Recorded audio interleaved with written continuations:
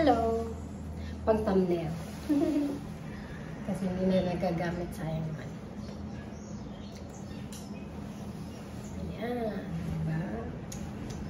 Winter dye. Saan ka pupunta? Paano ba yung thumbnail nito? Nandun yung laruan ni Nature.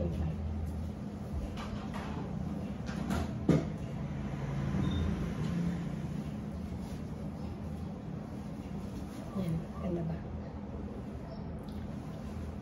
Ano ba gagawin natin? Ganun na lang.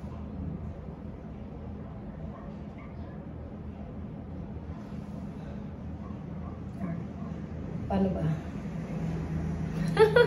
Hindi ko alam. Wait lang. Ganun lang.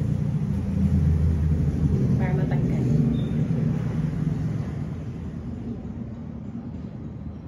Model. Sige na, mag-start na tayo. Wait lang. Last na, thumbnail. Tapos start na tayo.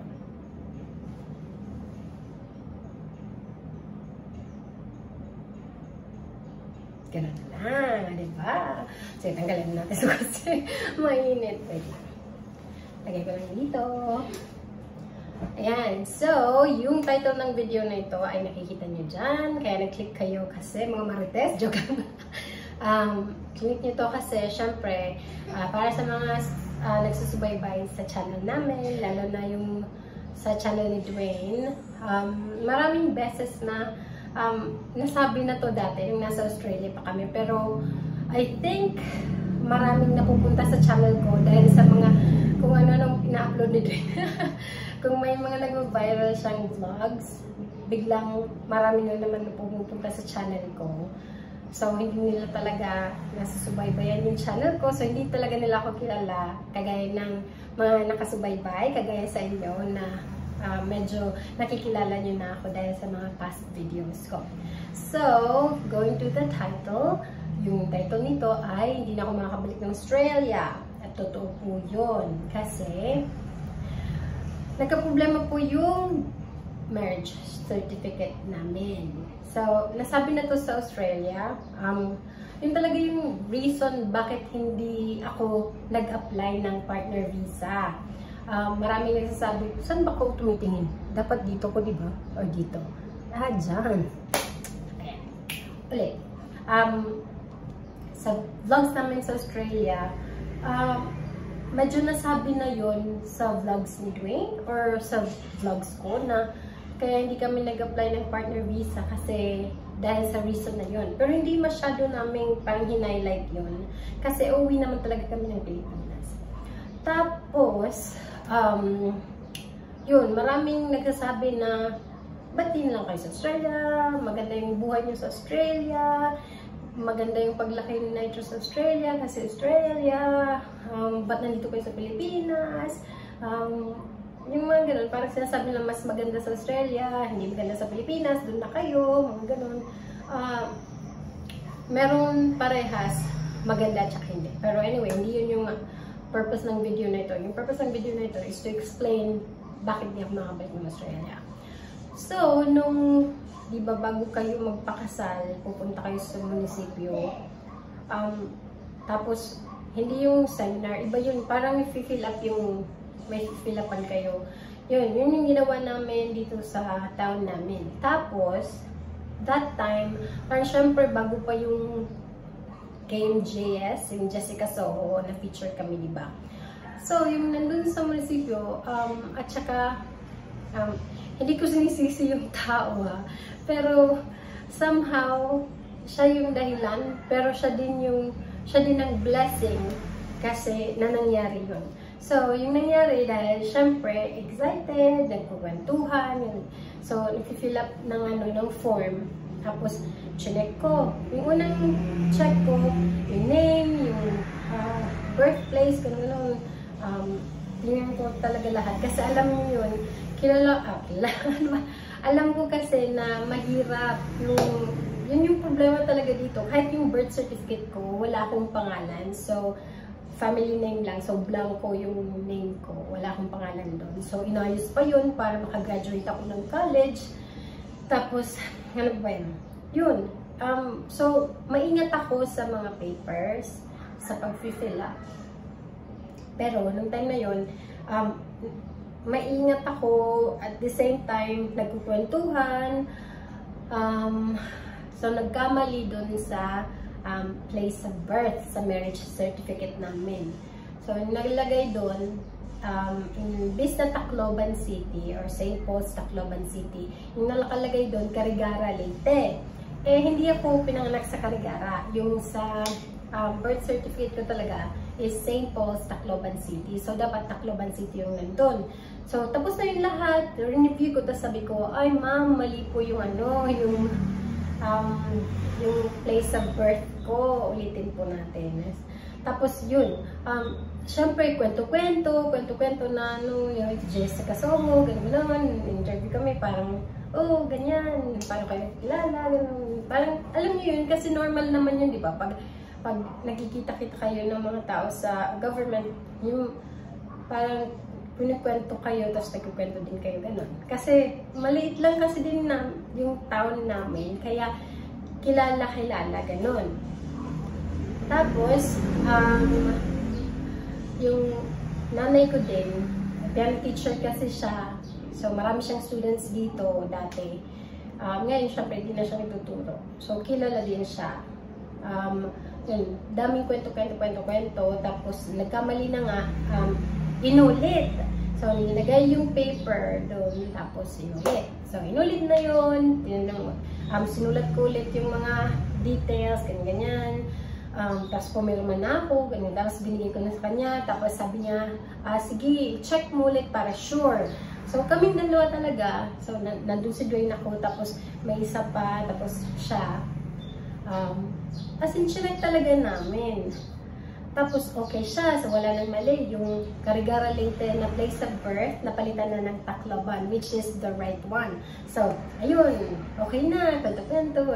Tapos, na parang gabi talaga yung pag-check ko dun. Parang titingnan ko talaga kasi baka mali. Pero, yun, okay na.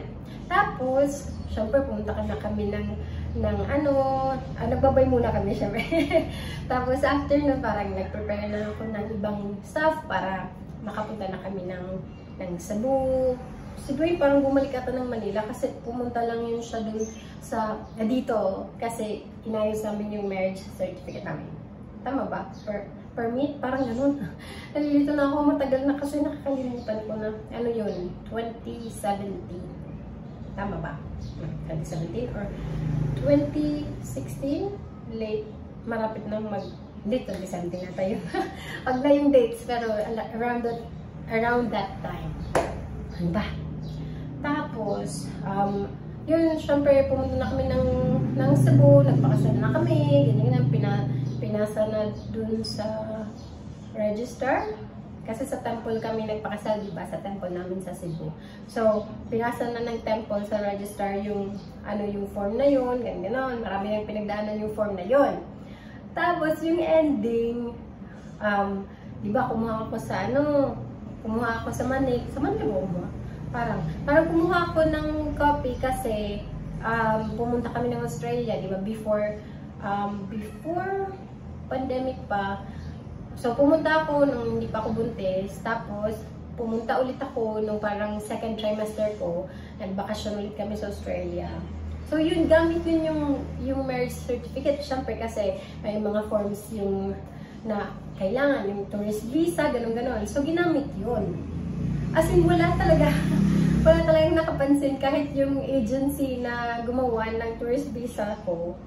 Wala talagang nakapansin. Tapos, syempre, umuwi na kami dito, nanganak na ako, tapos, ayun, nag-pandemic. Tapos, si Dwayne parang naloloka na sa apartment namin kasi, di ba, studio lang yun. Tapos, si Nitro nandun din. Ako, parang okay naman ako. Hindi ako, nagpapasalamat ako kasi hindi ako nagka-postpartum depression. Ganun. Maalam ko na, delikado yun. Tapos, maraming mga bagong panganak or ganun na nagkakaganoon. Pero, nagpapasalamat ako na hindi nangyari yun sa akin. Pero, si Dwayne yung affected. parang siya yung nagkaroon ng ganun kasi siguro kasi pandemic din, hindi siya makalabas. Si Dwayne kasi, very outgoing siya na tao. Tapos ako kasi, pwede ako homebody. Kahit yung college degree ko, performance, diba, piano performance supposed to be parang nasa maraming tao, nagpe-perform. Actually din, parang ano din, ganun yung personality ko din. Like, nagpe-perform din ako, like, dancing, singing, playing the piano, yung ganun. Mga classmates ko at mga schoolmates ko alam yun. Pero yung totoong ako talaga, homebody talaga ako. Kaya kong tumira, kaya kong, ano ba, magstay sa bahay forever, joke. Pero totoo, kaya ko, hindi ako nabuboard kahit sa bahay lang ako. Madami kasi akong gagawin, like magtatahi, may gagawa ng bag, kasi may hindi ako gagawa tayo ng video na gano'n. Pero mahilig ako magbasa ng libro, madami akong naisip na gawin kahit nasa loob lang ng bahay. Pero si Dwayne, gusto niya yun. Kasi dahil din siguro sa Australia kasi parang ano sila, parang very outgoing sila, maraming park sa kanila. Tapos ano, like, ganun talaga yung orientation nila. Parang outside, sa beach, mga ganun, mga bushwalk, ganun. Pero ako kasi, simula ng bata ako, I was trained to play the piano. So, 3 years old pa lang ako, nagpe-piano na ako. So, sa bahay, puro sa bahay. Tapos, di din ako pinapayagan sa labas ng lola ko. Siyempre kasi, delikado, baka masagasaan, yung mga ganun. Hindi din naman maraming parks dito sa atin na kada kanto may park. Alam niyo yung magandang park para sa bata. Sa Australia kasi ganun sila. Dito sa atin, wala. Kahit yung parks natin dito, puro semento. Like pag mahulog yung bata, mauuntog. Hindi siya pambata talaga. Parang kunwari lang may park, pero hindi talaga siya pambata. Nakaka-frustrate lang, kaya nasasabi ko.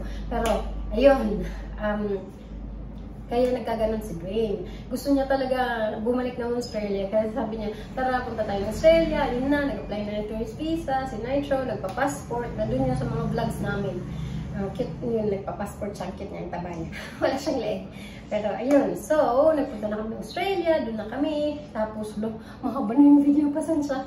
Tapos, nung nandun kami, syempre, naisipan namin na, sige, mag-apply ka na para may partner visa na. Tapos pag mag-apply ka nun, parang 3 years ata, 2 years, 3 years na hindi ka lalabas ng Australia. So, hindi ako makaka-uwi kung gusto kong makuha yung partner visa. Parang may sunod-sunod yun eh. Hindi yung partner visa agad, meron pang bridging ba? Parang tourist kasi ako, so, meron pang visa na kukunin, tapos bridging ata, tapos partner. Hindi ko alam, hindi ko na inaral yun kasi hindi naman kami tumuloy, di ba? So, ano ba? Ito na yung blessing noon. Ba't nagkamali? Yung nangyari kasi pala, yung kinurect na paper, parang hindi siya natapon sa basurahan. Kasi yun yung naaalala ko. Parang tinabi siya, pero hindi siya pinunit or hindi siya talaga pinunit or finog. Basta sa lamesa lang siya. Naalala ko yun yung nangyari. Tapos, nag-ulit ako diba ng fill up, tapos okay na. So, parang siguro, pero hindi nga siguro, yun yung siguro nangyari. Yun talaga yung nangyari kasi ito na yung result, diba? Yung paper na mali, yun yung napasa. Kasi dalawa lang yun, diba? Yung may mali, tapos yung hindi mali. Yung hindi mali, yun yung natapon or naiwan sa municipal hall. Ayun, yung napas, yung mali, yung place of birth. Ayan, yun na, yung nag-apply na kami sa Australia kasi nag-apply na kami para sa visa ko, partner visa. Yun yung nangyari. Na-check ng agency namin na magkaiba yung place of birth mo sa birth certificate at saka iba yung nasa marriage certificate nyo. Kaya, sabi nila, itutuloy pa ba natin? Like, ilalodge ba to? Yung tawag nila, parang ipapasing gano'n. Ilalodge ba to? Parang sabi nila, wag nang ituloy kasi sayang yung pasensya po, hindi po talaga ako Tagalog, kaya mahirap pag Tagalog. Sabi nila, wag na kasi mahal.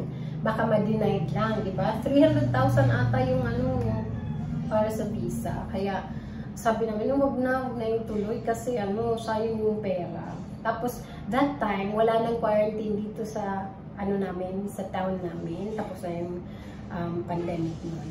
So, makaka-uwi na kami. Sabi din, sige, uwi na tayo ng Pilipinas. Tara, kasi hindi pa nakikita ni Nitro yung family ko dito. Hindi pa nila nakikita si Nitro. Kaya, ayun, sabi namin, sige, wag na muna ituloy. Tapos ako din kasi, maraming parang nagagalit sa akin na, opportunity na nga, ba't ganun? Ba't hindi mo ginagawa? Ganyan. Yung ibang tao, gusto tumira sa Australia. Ikaw, ano, ba't ganun ka? Hindi mo inisip yung anak mo. Pero kasi yung gusto ko lang talaga dito, na masaya ako dito sa Pilipinas. Hindi ko sinasabing pangit sa Australia, hindi ko sinasabing walang opportunity doon, hindi ko sinasabing mas maganda yung, hindi maganda yung, ano ba, mas maganda yung magiging, ano, yung life in nature doon. I mean po, dadating tayo dyan. Pero kasi, hindi pa nakin, ano ba? Hindi ko pa nakikita yung family ko since pandemic. Hindi pa nila nakikita si Nitro. Tapos, sa totoo lang, maganda talaga yung Pilipinas. Maganda yung Pilipinas.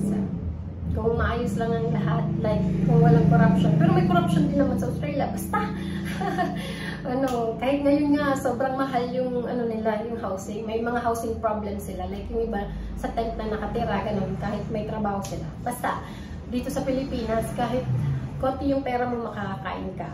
Makakapunta ka sa, ano, sa pupuntahan mo kasi pwede mong lakarin. Doon, ang layo-layo, hindi ka, basta, hindi ko na-explain dito kasi, ano, hindi naman yun yung point. Yung point is, yun, syempre ginag ko yung opportunity na, ay, hindi naman okay yung, ano ko, yung, marriage certificate ko, hindi uwi din kami, tapos wala na yung pandemic, tapos, yay, makikita nila si Nitro, ganun, diba? Tapos, umuwi na kami dito. Tapos, yun yung nangyari. Kaya nandito kami ngayon kasi yun yung gusto namin umuwi kasi tapos ng pandemic. Tapos nakita nila si Nitro. So ano na ba? Magto 2 years na ba kami dito? Parang ganun.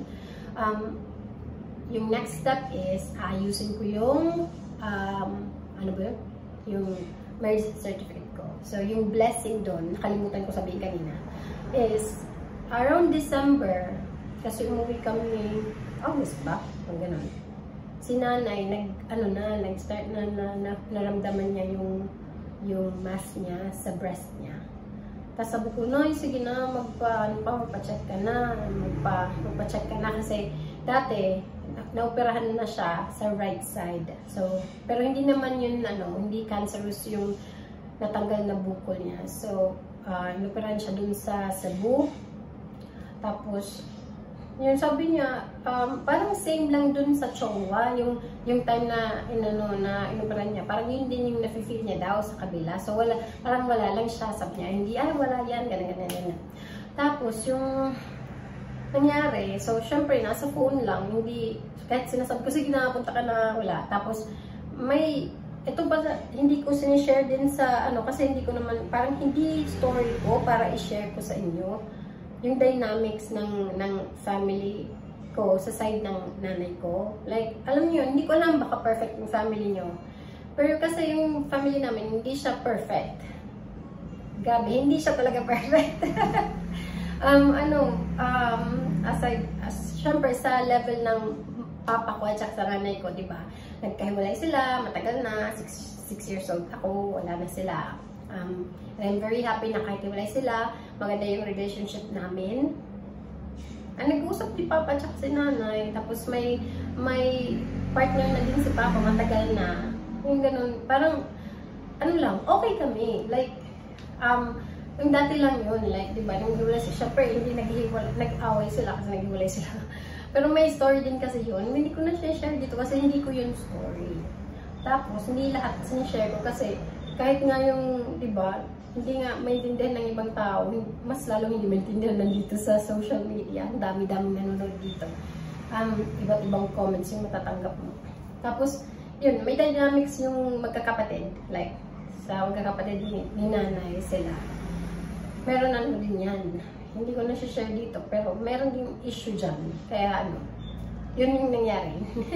Na ano, hindi siya nagpapa-opera, ganun. Tapos yun, nung umuwi kami, yun yung parang ano, yun yung blessing na nagkamali yung yung marriage certificate ko, blessing na yung nadampot ng officer dun sa munisipyo yung mali, at saka yung napas yung mali. Kasi kung hindi nagkamali yun, hindi makakauwi, hindi ako uuwi dito dahil hindi ako aalis kasi nag-apply ako ng partner visa, di ba? Now, kung hindi ako umalis, kung hindi ako dumating dito, hindi magpapa-opera sa nanay. Papa-opera, di ba? Opera. Waray ka dahil hindi siya magpapa-opera. Tapos kung hindi siya nagpa-opera o hindi siya na-check, hindi malalaman na may cancer siya. Stage 3C. So, malapit na yung mag-stage 4. So, yun, blessing yun na parang na-sacrifice yung pag-stay namin sa Australia. Like, pag-apply ko ng partner visa. Dahil may mas importante. At yun yung maoperahan si nanay. At finally, natapos na yung chemo niya, yung session niya. Magpapa-CT scan na lang siya. Para makita kung nawala na talaga yung mga antaw doon, yung cancer sa mga ano niya. Antaw doon. Nakalimutan ko yung tawag. Kasi hindi lang yung sa breast, di ba? Parang yung mga lymph nodes yon. Titingnan kung swollen pa ba or wala na talaga. So I hope wala na. Para clear na. Pero actually 5 years pa yan bago mga na cancer free. Anyway, burp. Yun lang masasabi ko na I feel, and totoo talaga, na blessing siya na hindi ako nakapag-apply ng partner visa. Anyway, after na ma-okay na si nanay, or kahit within 5 years, kahit ngayon, pwede ko nang ayusin yung marriage certificate ko. Kailangan ko lang pumunta ng Cebu. Kasi doon parang in-apply yung certificate, di ba? Kasi doon kami kinasa. Yes, Nitro! Sipon! Oh, your sipon? Where's your handkerchief? I'll get the toilet paper. It's there on the table. Wipe your nose. Yan. May sipon ko siya. Yun, blessing siya. Blessing siya. So, walang iba kundi ang Diyos. Ang talagang kasi kami, kahit yung officer, talagang tinitingnan niya talaga baka may mali. Kasi ako din tingin, grabe talaga yung check ko nun. Grabe din yung check niya. Pero, nagkamali talaga. So, the hand of God was in that situation until ngayon. Yes, Metro? Come say hi. But I can see, but it's too high. I can't reach. Come on. It's too. Come on, say hi. It's too high. Come on, say hi. Stand up. Come say hi. Come and say hi. Come say hi to my video. Ta-da! Can you smile and blow a kiss? Ayan. So, itong bebe na to, are we going back to Australia? Huh? Are we going back to Australia? Can we? Oh, Nejo, I need a thumbnail. Can we cry? Can we cry? You cry.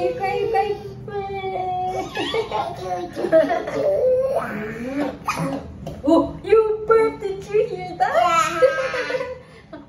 You burped. Ayan, so yun yung reason. Alam ko yung Diyos yung nag-decide nun. But ganun, kasi kailangan kami What? In the bathroom, what? The bathroom tissue paper? No, it's on the table. Table? Yeah, be careful. Hold on to the railings, both hands. Shadow. I'm almost done. I'll see you, okay? I'm gonna go downstairs. Okay? Why are you making a video? I'm gonna upload it. I'm just telling them why we can't go to Australia yet. But I can apply for my something. Then we can apply for my visa. Why? Yeah, if you want to go back to Australia, then I have to do that. Ayan, so, ngayon, yun yung next step. Yun yung next step No, don't do that, please. But did you hear the sound? Yeah, I did. I heard the sound. It was so loud. I'm here. Yeah, go get the tissue paper. It's on the table. It just means. Ayan. So, yun lang yun. Kaya ayoko din, sana wag niyo din like parang i-bash yung officer sa comment section kasi chinek niya talaga. Like, alam niya kasi na mahirap yung nagkakamali. Tayong lahat, di ba? Ngayon, alam na natin kasi dati parang blurred yung ganyan, tapos mali-mali yung pagka-type. Pero siya talaga, nakalimutan ko yung pangalan ni ma'am. Pero, yun, as in, hindi niya talaga kasalanan. It was meant to be. Yun na lang sasabihin natin na yung isa yung napasa. So, dahil yun yung nangyari, nandito kami, tapos natulungan namin si nanay. Tapos, yun. Naging blessing siya. Kahit, kasi may higher purpose kung ba't nangyari yun.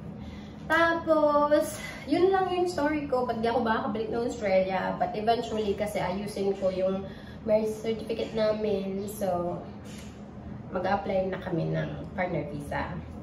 At saka, sinedule na din.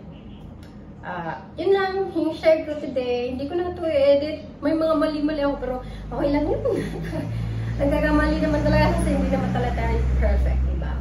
Lugay natin para may iba naman.